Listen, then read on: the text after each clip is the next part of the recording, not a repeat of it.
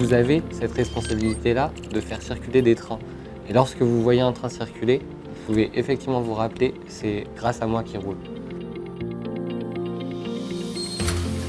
Ayez toujours à l'esprit cet esprit d'engagement envers un client, envers un usager. Si son train n'est pas là ou n'est pas à l'heure, ça peut soit être à cause de l'électrotechnicien, soit à cause du mécanicien.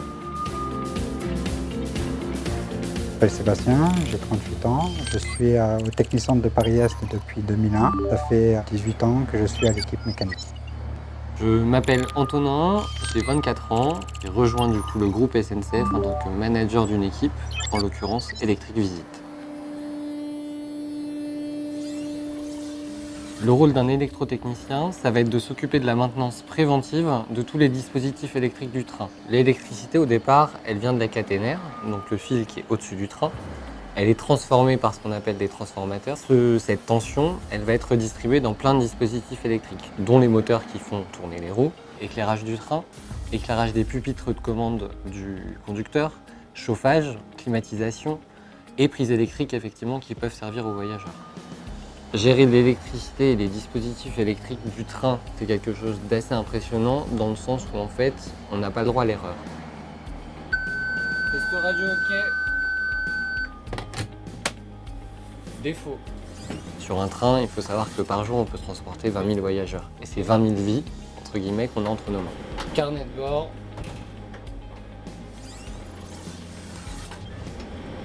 Carnet de bord OK.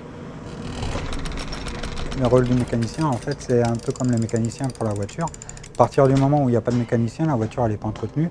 Donc elle va finir par tomber en panne sur le bord de la route. Du coup, vous n'arriverez pas à destination. La mécanique, c'est vraiment la caisse complète du train.